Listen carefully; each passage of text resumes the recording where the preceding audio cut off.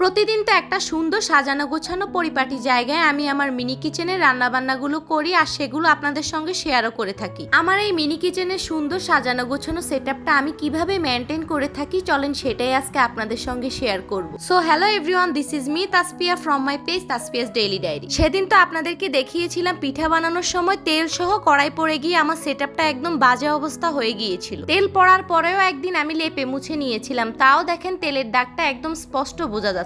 আর এই সাইডে দেখেন একদম সব শুকিয়ে ফাটল ধরে গিয়েছে। যেই পরিমাণ গরম পড়তেছে পুকুরটাও একেবারে শুকিয়ে গিয়েছে। তো চলেন আজকে পুরো সেটআপটা আবার সাজিয়ে গুছিয়ে তুলবো। প্রথমে পুরো সেটআপটা একবার ঝাড়ু দিয়ে ভালোভাবে পরিষ্কার করে নিচ্ছি। এতে করে যখন কাদামাটি দিয়ে লেপবো তখন লেপাটা একেবারে মসৃণ হবে। তারপর পুরো জায়গাটাতে পানি দিয়ে ভালোভাবে ভিজিয়ে নিচ্ছি। না ভিজিয়ে সরাসরি কাদামাটি দিয়ে দিলে সেটা ভালোভাবে বসতে চায় না, আর যদিও বসে সেগুলো শুকানোর পর আবার সব ফাটল ধরে যায়। তো এই তো আমার ভালোভাবে ভেজানো হয়ে গিয়েছে। এবারে একটু একটু করে কাদামাটি নিয়ে যেই জায়গাগুলোতে তেলের দাগ ছিল সেই জায়গাগুলোতে ভালোভাবে মাটি দিয়ে হাতের সাহায্যে মসৃণ করে নেব। এই সাইডটাতে একটু বেশি মাটি লাগবে কারণ এই সাইডটা শুকিয়ে একদম সব ফাটল ধরে গিয়েছে। আর এই মাটিগুলো আমি একটু বেশি করে পানি দিয়ে কাদা করে নিয়েছি, না হলে ভালোভাবে বসতেছিল না। তো যাই হোক, পুরো জায়গাটাই আমি মাটি দিয়ে ভালোভাবে মসৃণ করে নিয়েছি। এবারে এইরকম একটা জালির সাহায্যে আলতো হাতে পুরো জায়গাটা একবার ভালোভাবে মুছে নেব। এতে করে জায়গাটা দেখতে আরো বেশি মসৃণ আর খুবই সুন্দর দেখাবে। গ্রামের মা চাচিদেরকে দেখতাম এভাবে সবসময় লেপা মুছার কাজ করতো, আর আমিও কিন্তু আমার পুরো সেটআপটাকে প্রতি 2-3 দিন পর পর এভাবেই লেপে মুছে থাকি। না হলে তো আবার আপনারাই বলবেন ছি